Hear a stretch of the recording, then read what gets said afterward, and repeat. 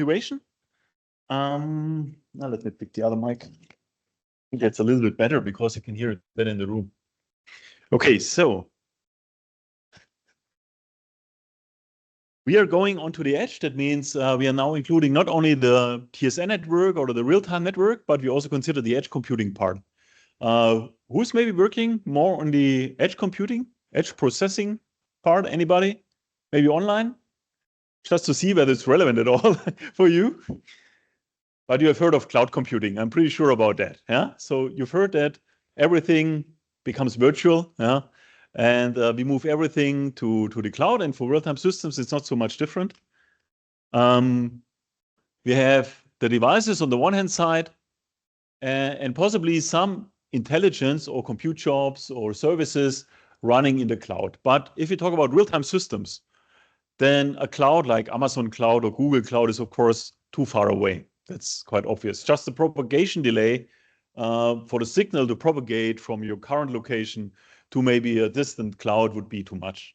And therefore, what the idea is, and I'm pretty sure you have already heard about that, is that you build a small cloud in your vicinity, on your premises. Yeah? For instance, on your shop floor, you might have another room. This is having an air conditioning. There is no dust in that room. You can build in equipment which you could not build in the shop floor. If you look on the shop floor, if you look at a switch on the shop floor, it has no fan. Yeah? Because if it had a fan, it would collect dust and stuff like this. If you have a nice room, an edge computing room on your shop floor, which is separate, then you can build in all the equipment there. And outsource some of the computation, of course, into this edge cloud. And of course, you still might have your cloud data center somewhere else, but there you store maybe the not so time critical stuff. So all the analytics things that might require heavy compute power, but it can take maybe more than a few seconds to compute. So that's the idea. So the motivation is that we have already seen real-time systems include communication, TSN, especially real-time Ethernet in that case, wired and wireless now. But now also we have real-time processing in the game. Because if you want to give some guarantees end-to-end or over the loop, even if you think about a control loop, then of course the real-time communication is one key. But the processing of the data that you communicate must also be real-time. And that is maybe an interesting question. How do you integrate real-time processing and real-time communication? Or the other way around, how does real-time processing work at all? How does the scheduling work there? We have seen a lot about scheduling now in the TSN network, like this time-driven scheduling with a timetable where you define when which packet is forwarded. But how does it work on a processor, on a machine like maybe your laptop even, yeah? So maybe you don't run a real-time scheduler there, but you could. And we will show that also for Linux a little bit. So timing guarantees need to be end-to-end, application sender to receiver, or even over the loop from the sensor to the controller on the edge cloud and back, or to your PLC and back. So to the actuators. And the question is now, how do we do that on the edge? And it's not a big surprise maybe to you that today the edge cloud is maybe also virtualized. Let me see first. Okay, first, yeah, isochronous traffic means you have traffic that is coming in with a certain frequency, yeah, and also means that you need to synchronize the end systems to the network time. So we have heard of PTP. So Mahin has discussed about PTP. This is first of all synchronizing the network devices. Let's say up to your network interface controller. This is where PTP is basically running, even with hardware support. But if you then also synchronize your system clock on your host with PTP, then also your host clock is synchronized with the network time, with the PTP time. And then you can even have applications sending at the right point in time into the network to be, let's say, consistent with the network schedule. So this is one thing you can do.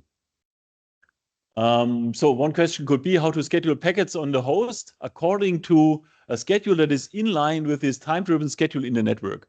Because suddenly now the scheduling of the processes of the tasks need to be somehow synchronized with the network time. How do you do that? If you had to write now a C application of a sender, how would you synchronize that with the network time? So then you would have isochronous behavior.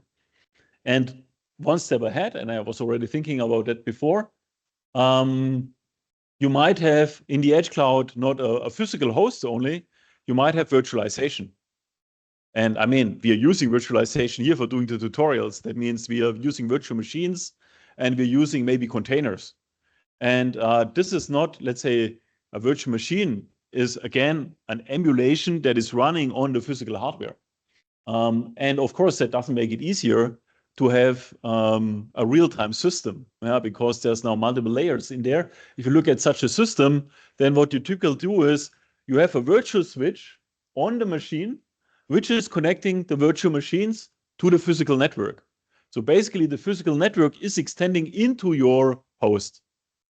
And then the question arises, of course, okay, if all these switches here only the left-hand side, but it goes on here maybe, if these are synchronized and working with QBV, so this time-driven scheduling, what about this switch here? This software switch running on the machine. Can this also run maybe QBV, TSN, or is this just a software switch which is not time aware? I mean, that would be a pity, wouldn't it? Because then your real-time network goes up to here, but everything on the host that is virtualized is not real-time anymore. So one thing we want to show you is that you can extend also your real-time network up to here, onto the host. So that means up to the basically virtual machine with Linux, really hands-on. But we start with the processing part, and Simon will present that. And then we switch back to the networking part.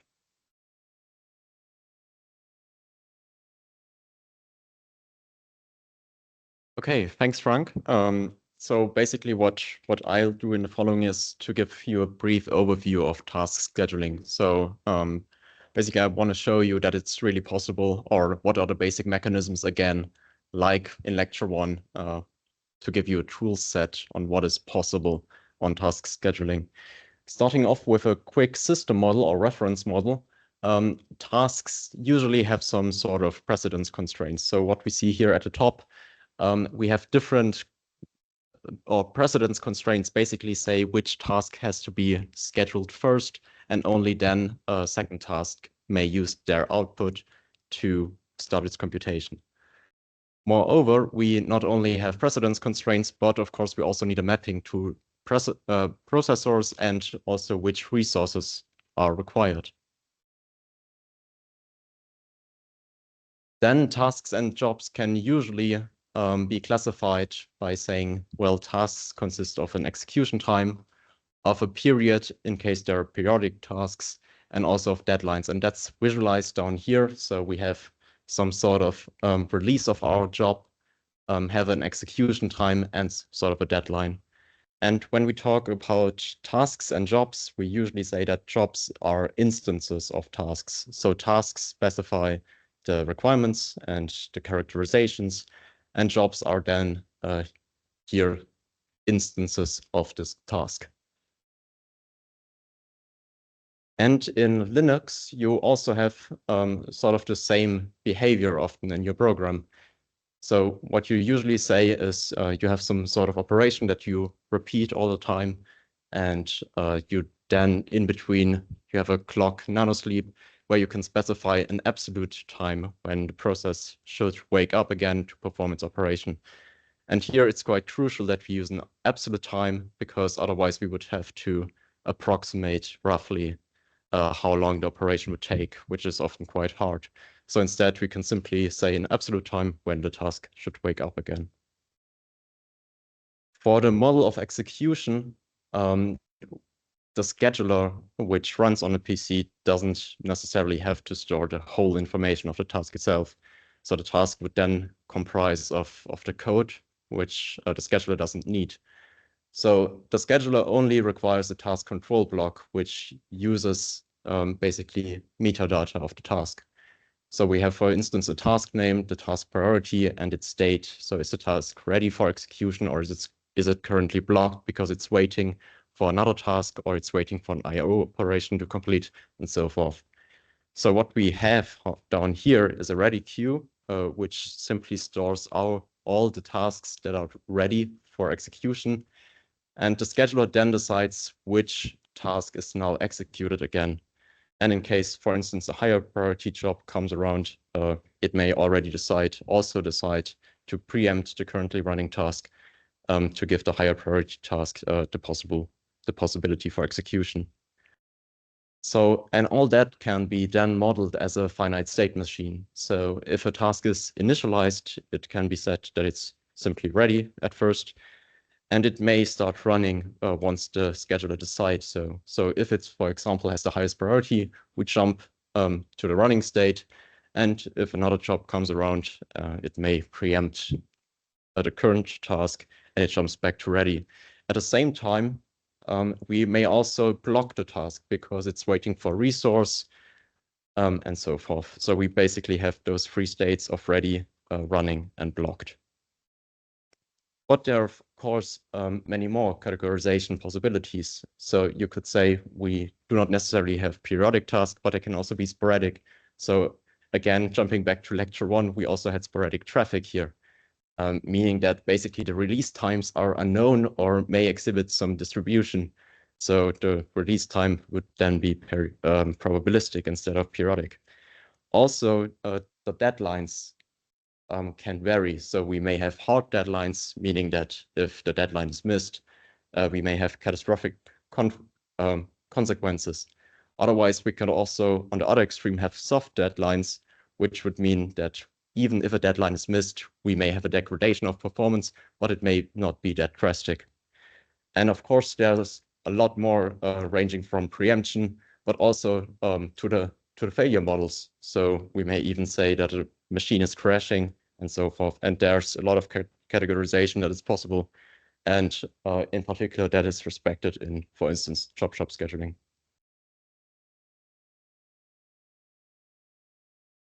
Okay, so let's jump into possible approaches on how to schedule different tasks. So the first basic approach would be a weighted round robin. And here the idea is to assign different time slices for each job, and they may be weighted. So depending on the prioritization, a different high priority job may get a bigger time slice.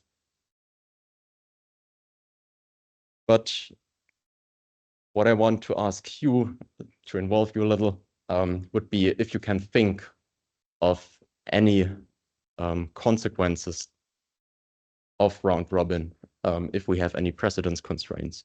So what may be the downsides of employing round robin in such a scenario?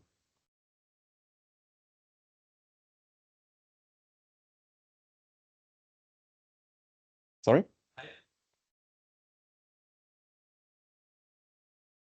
Yeah. Yeah, exactly. So they will experience a huge delay, which may then violate their deadline. Exactly. So what happens here is if a job would have to wait for a predecessor to finish and the round robin fashion then takes a while, that only basically works if we have some sort of pipeline going on. So if the first, in this case, for example, if job 2 could start processing batches of job 1 in a pipelining fashion and doesn't have to wait for job 1 to complete all the way, then it may be possible, but in general, that may be a bad idea. So an alternative here would be cyclic scheduling, which is quite similar to the time-aware shaper we also saw in our first lecture. So the basic idea here would also be to compute a timetable and then execute the jobs according to this timetable. The basic or the main advantage of this approach would be at runtime, the scheduler has to do very little.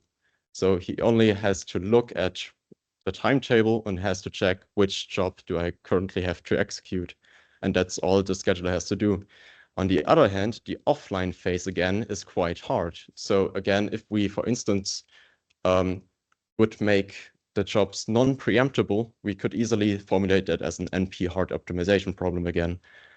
So there you again have this nice trade-off of what you require at runtime and what you require at offline time. So what many opt for is a priority-driven scheduling technique in comparison. So here you would then specify a priority for your tasks. And whenever a higher priority task is ready, he simply performs. or simply executes. But then the question naturally arises, first, should we assign fixed or dynamic priorities? And second, how would you determine the priorities of jobs? And also as a reference on what Linux is doing, so Linux offers 100 priority levels.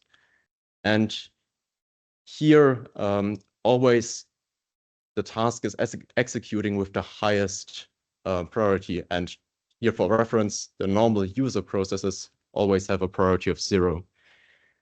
So here Linux offers us 100 priority levels, and if 2 tasks are ready, as we can see in the upper 99 priority, then we would have to decide if 2 jobs are assigned to the same priority, then we would need some sort of tiebreaker, which would then be a scheduling policy, which we come to later on. So also for reference, in Linux, you can assign job priority by giving a scheduling priority parameter here. And this way, you can then specify the task's priority.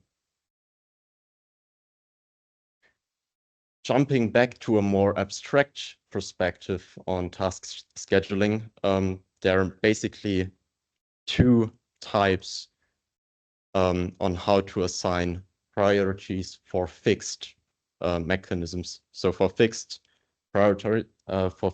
job priorities, you can have rate monotonic assignment and deadline monotonic assignment. The first would be to simply say, if we have periods, we give the tasks with shorter periods the higher priority, meaning they have to be executed more often, so they get a higher priority.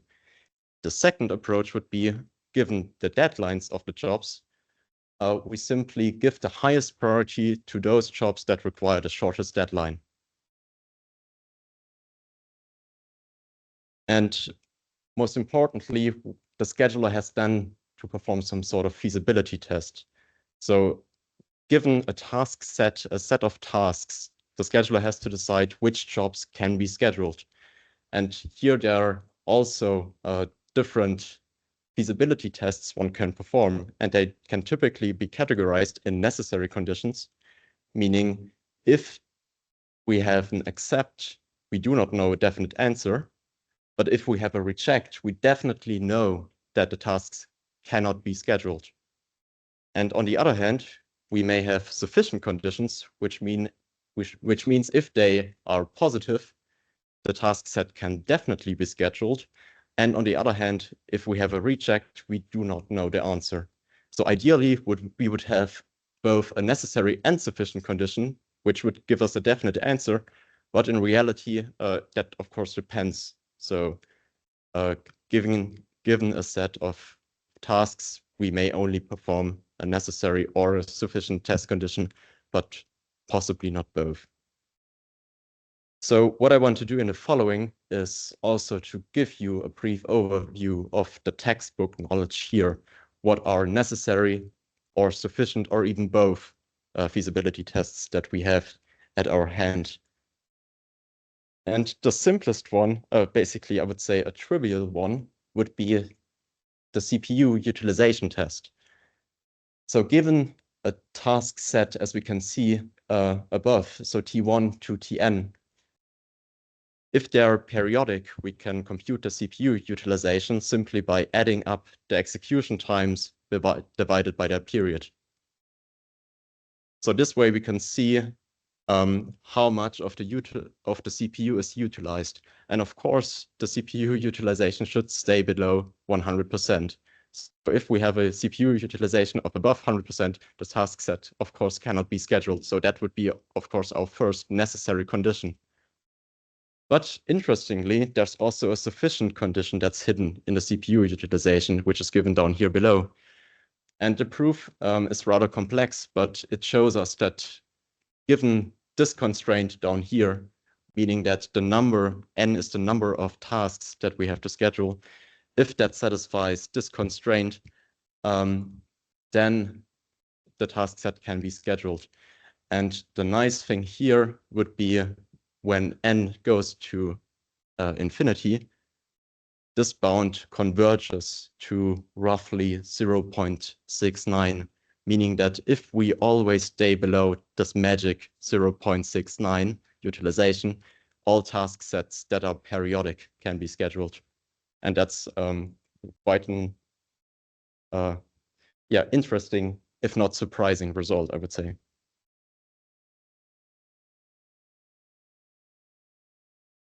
The good thing about utilization tests is that they're simple to perform. So we simply sum up the utilization of all tasks and basically possibly have a result. But there are also, of course, more advanced simulation techniques to check if we have a feasibility task set. And here I want to highlight the worst case simulation, which tries to provide an sufficient condition that is a little more advanced and can give a result if the utilization bound test neither provides necessary or sufficient condition. So if we jump back here and the utilization would stay, for example, at around 80%, neither bound would give us an answer. So here in that area, we would require some additional analysis. And for this purpose, the worst case simulation can be considered. So what we do here is we sort the tasks by their priority, meaning T1 would be of the highest priority and Tn would be of the lowest priority. And given that, we can then check out what would be the worst case delay task Ti would experience. And that would be simply that all tasks of higher priorities are released at the same time, which would be called the critical instance. And then all the time periodically afterwards, and all that would also cause a delay.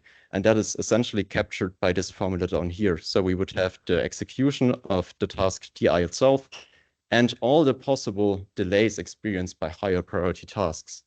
And if all that would still be below the required deadline, then we would also have a positive answer, meaning that also the task Ti could be scheduled.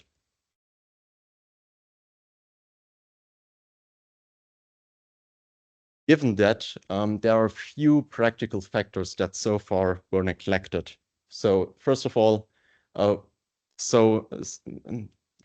feasibility tests of this form often consider negligible scheduling and context switching, which of course isn't realistic. At the same time, they often also assume distinct priorities for each task. So what we just now did for the worst case execution time was to say we have an ordering of tasks by their priority. And as we saw for the Linux case, we only have in reality 100 distinct priorities. So also there we would require some additional consideration. And moreover, and that's probably one of the most crucial parts, would be that tasks are assumed to be preemptible at any point in time. And of course, that isn't the case. So we would have some critical section where the task simply isn't preemptible. And all that would have to be implemented in a realistic feasibility test. One thing that we can highlight in the scope of this training day would be the Linux scheduling policies. So what we just now heard is that Linux offers 100 distinct priorities, and we may have tasks that share the same priority here. And Linux has a range of scheduling policies. So we may simply choose FIFO, saying that the first task in that priority class would be executed, or we would also be allowed to use round robin and so forth. And there would also be the possibility of using earliest deadline first. So given the deadline of a task, we can choose to execute the task with the most stringent deadline requirement. And that now would jump from fixed priority scheduling to dynamic priority scheduling. So to give an intuition about earliest deadline first, here the task, the scheduler would have to perform a little more during runtime. So we would not only consider the fixed priorities, but we first have to compute what are the priorities of each task at each time. And that's essentially done by looking for each time slot, what are the current deadlines for each task, and then we select this task with the highest or with the nearest deadline, so to say. So what's interesting when comparing EDF, so earliest deadline first, and rate monotonic assignment, is that we find both advantages and disadvantages of one over the other. So for instance, we here have a counterexample stating that there are instances where EDF performs better than RMA. And that's basically using the argument that EDF has the possibility of using dynamic job assignments. So what we can see at this point at time 7, their task 2 misses its deadline when using RMA. And that's mainly by the reason that at time T5, task 1 is released. And for RMA, task 1 has a higher priority than task 2 and would be instantly executed. On the other hand, if we look at EDF at time 5, task 1 would be released and ready. However, its deadline would be farther in the future at time 10, whereas the deadline of task 2 still remains the same at time 7. Therefore, for EDF, task 2 would have the higher priority and would still be allowed to execute. In contrast, there's also the domino effect for EDF. So while we just saw that it has some advantages, it also has some disadvantages, meaning that the domino effect basically states that once we go over a deadline, we have a cascading effect that can cause the violation of additional deadlines. And here we show the worst case of such a result, which allows a new task to execute, but then causes all the remaining tasks to miss its deadline. So we could also say that EDF isn't robust as soon as we go over the CPU utilization. So there's also the trade-off when going near to 100% CPU utilization or even over it, we still want to provide some guarantees for our high priority tasks. And here EDF performs rather poorly. So to summarize, EDF indeed provides an optimal scheduling solution as soon as we satisfy this utilization bound in the middle, which is often called system density. So if that system density stays below 1, we can show that EDF is able to schedule the given task set. On the other hand, we are also, and that's when going into a little detail, that's also quite surprising, but RMA is able to provide a similar result if we have harmonic jobs, meaning that all jobs are a multiple or share a multiple of the periods. So for an instance would be that task 1 has a period of 2, task 2 has a period of 4, 8, 16, and so on. So if that's the case, which is also called simply periodic, then RMA can also go close to 100% CPU utilization and is still able to schedule the complete task set. So here we do have a nice trade-off between RMA and EDF, and depending on the use case, one should consider one over the other.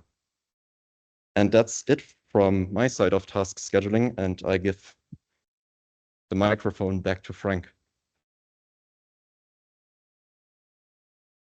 Thank you. So, that on one last time. Guess nobody knows how to put that on. You will try it during the whole event several times, I guess.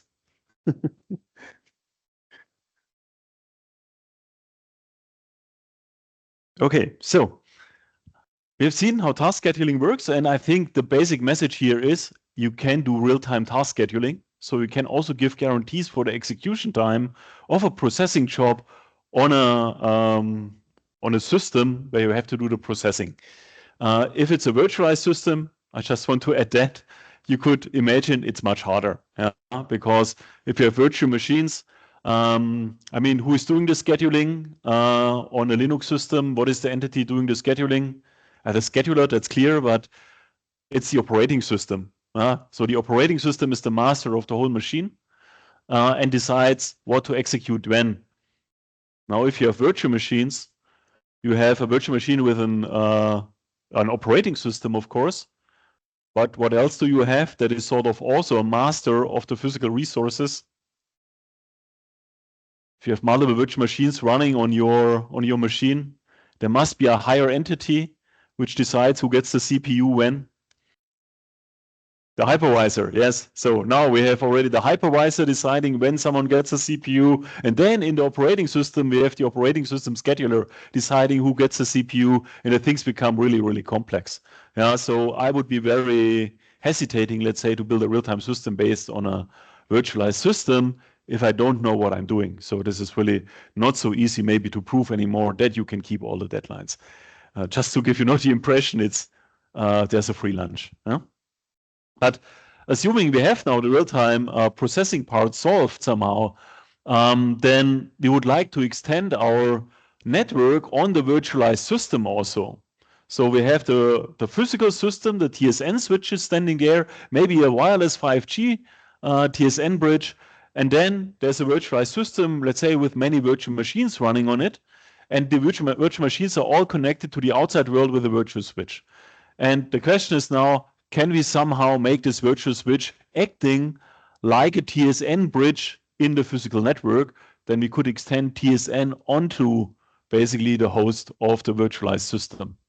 And just to recap that, I mean, you still know that, I think, but what I'm now considering here is, because Linux supports that, is QBV.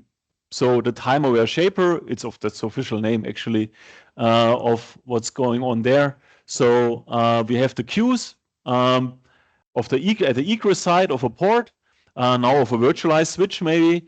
We have the gates, and the gates are controlled by a timetable. This was the idea. A little bit like the signal on trains and so. This train next, this train next, this train next. And in order to decide that, what has switch priority, we have the PCP value in the header of a frame. So if you receive an Ethernet frame, then this is the official structure of an IEEE Ethernet frame. Then here, after the source address, you have this VLAN header. So one thing to realize is we need VLANs because the PCP value is stored in the VLAN header. So the virtualized network is required because we need a PCP value also.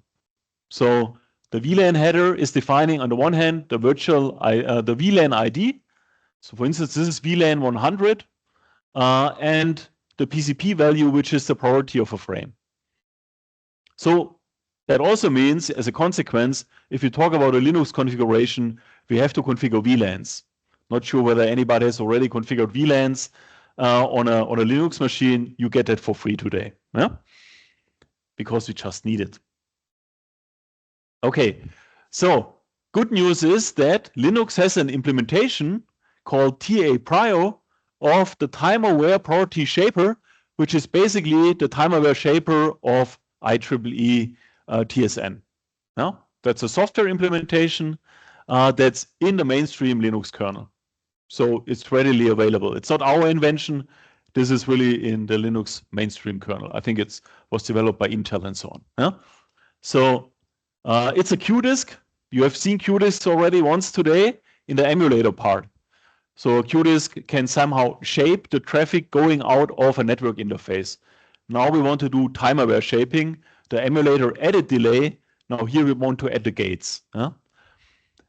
And maybe, as always for QDisks, the syntax is not very user-friendly, but if you have once seen it, you will immediately see the similarities to, let's say, physical TSN on a real switch, on a physical switch.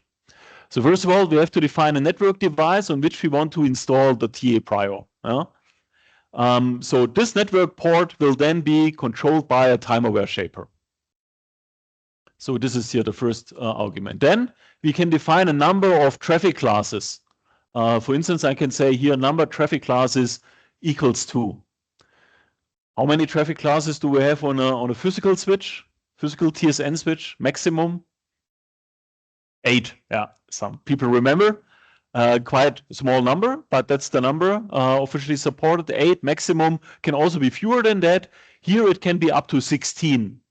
So this is a little bit deviating, let's say, from the standard, but better more than less. Huh?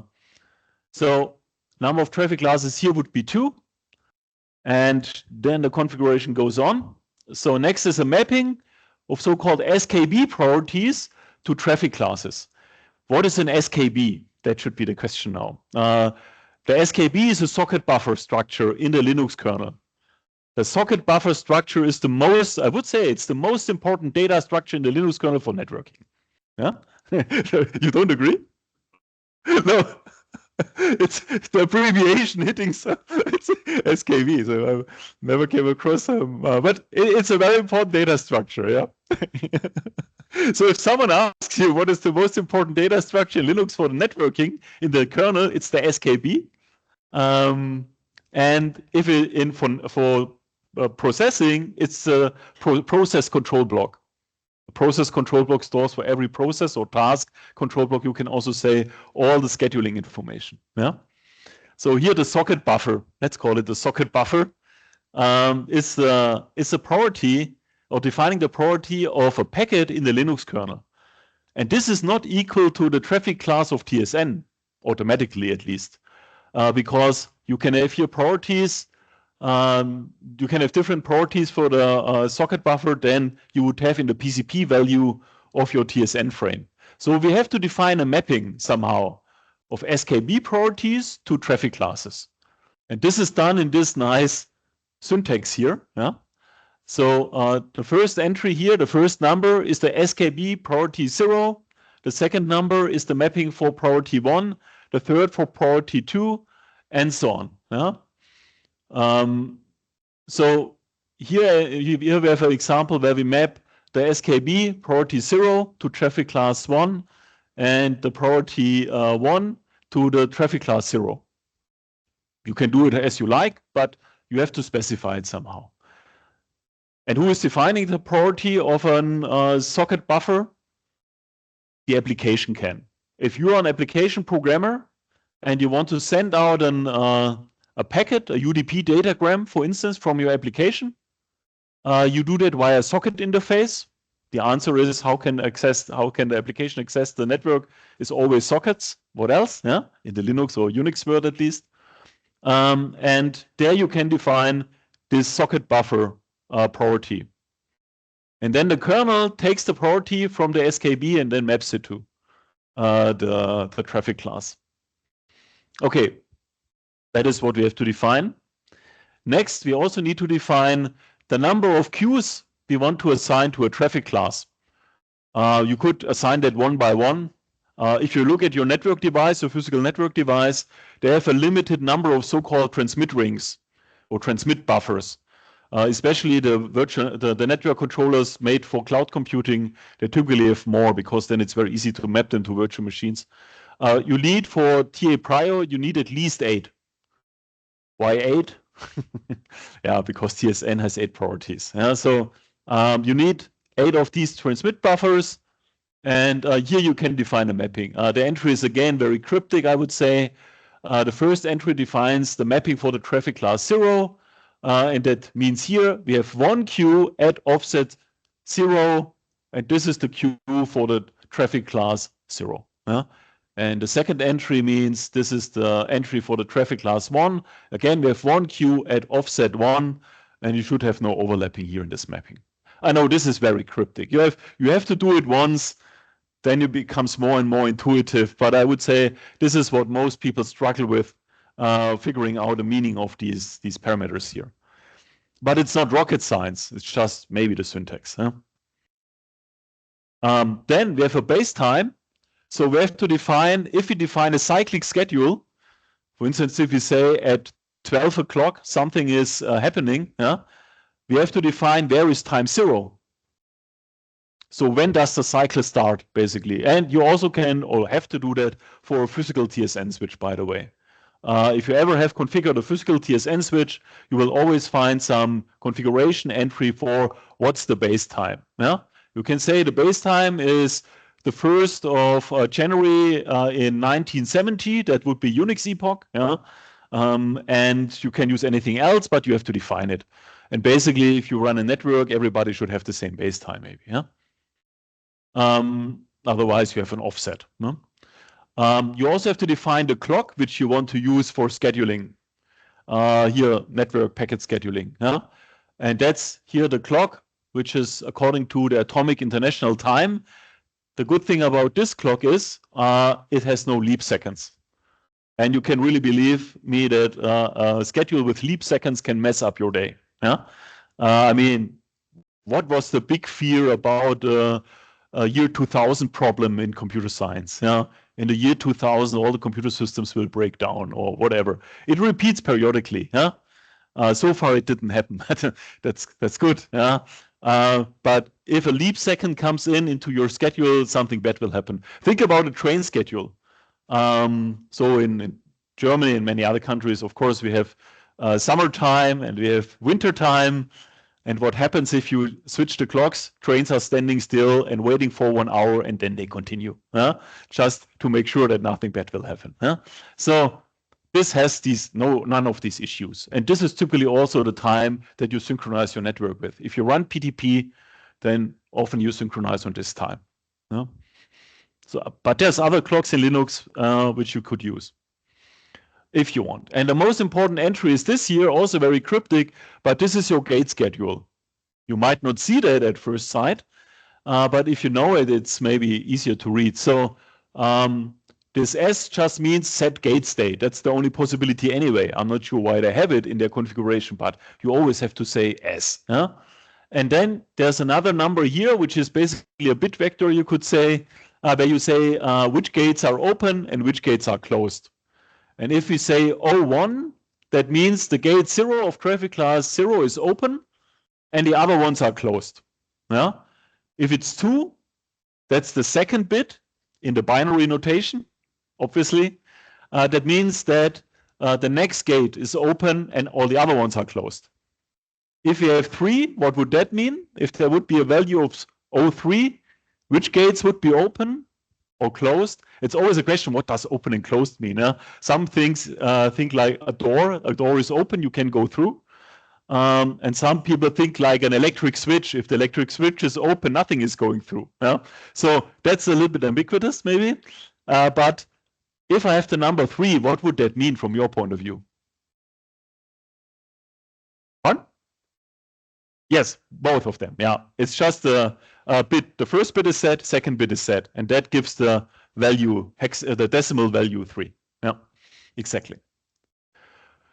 Also a little bit cryptic, but I think that should be clear now. The gate state and the number after this is just the duration. So this gate state 01 means the first gate is open, lasts for so and so many nanoseconds, and then the next entry lasts for so and so many nanoseconds. And the cycle time when it repeats is just the sum of all these values. Yeah. So that's if you ever see a physical switch configured, then it's the same thing. Yeah. Typically they have a nice GUI maybe to configure that, or a Yang model or whatever. Yeah. Here in Linux we have to do it manually. Okay. So if you're a programmer, now you're asking me, of course, how to set a priority. This is the system call to do it. Is set socket option. And then you say the socket here, this should be of the priority so-and-so. It's a socket option for the socket level.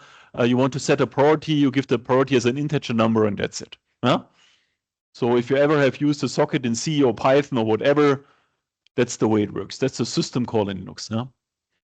For the ingress and egress of packets, you still need to map this. This is the SKB priority again. You have to map that to PCP values. And we have to talk about that in a second, how to do that. But at least we can so far define the priorities that TAPRIO needs. And TAPRIO looks only at these priorities, not the PCP values at the first place. Okay, yeah. Here I want to show, if you have a network controller in your Linux system, this is the way you look for how many transmit queues it has. For instance, this network interface here, ENP2, blah, blah, blah. This has these 8 transmit queues. and by the way, also 8 receive queues, but that doesn't matter. We need 8 transmit queues because we have these 8 queues in TSN. Now, if you create a virtual Ethernet device, we have done that already today. Remember, connecting one namespace to another namespace, you can define the number of transmit queues that you want to have, like this here. Here, you should already know that syntax now a little bit. A new thing is this number of transmit queues, number of receive queues, and so on. You can say you want to have a virtual device with 8 of them. So that's not a problem. You can configure that.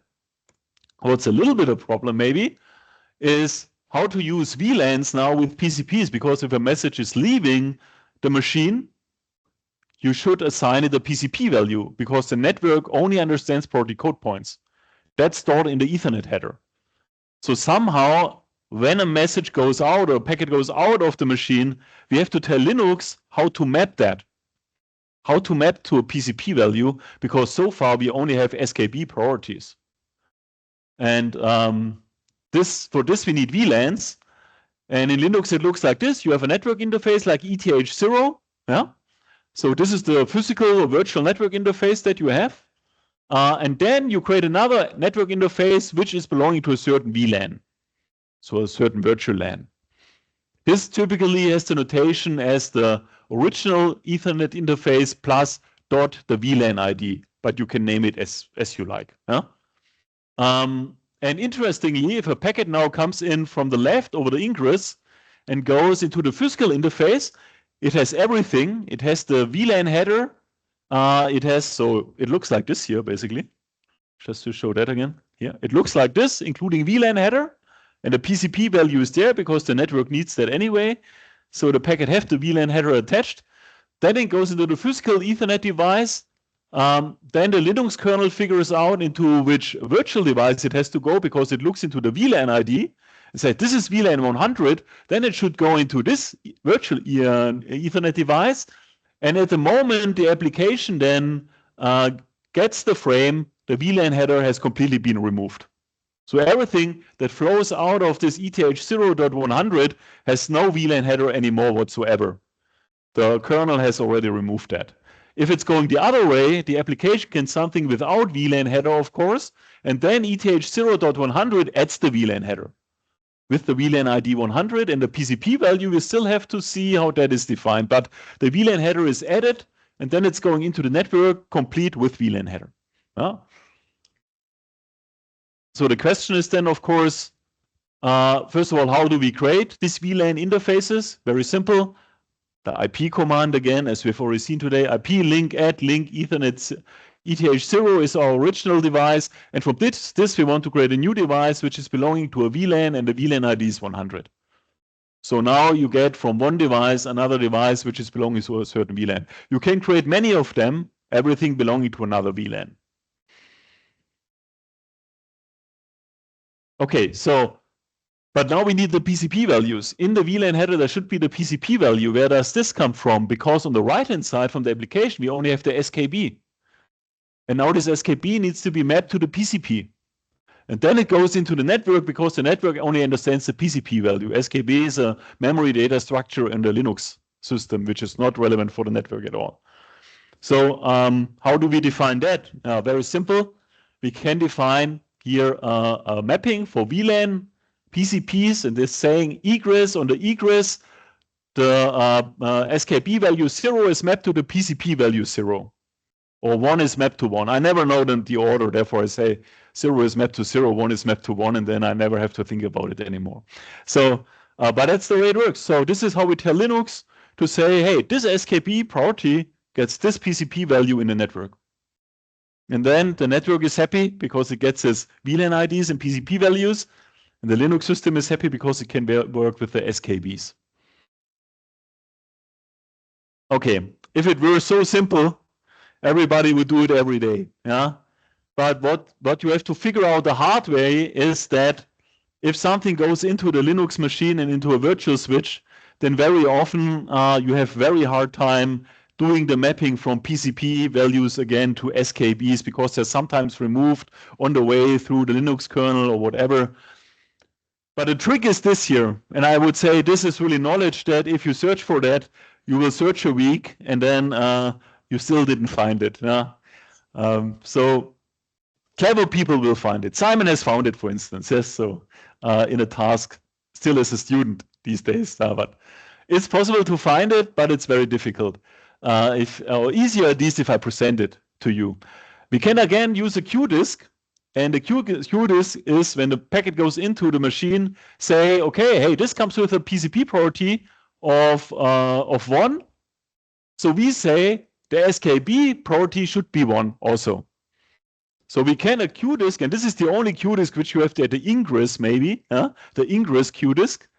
You can say every packet flowing into the machine, look at it, look at the PCP value, and if you find a PCP value, then please set the SKB priority to a certain number. Good luck searching that with man pages and so on, but now you know it, and with that you can build now a real software TSN switch.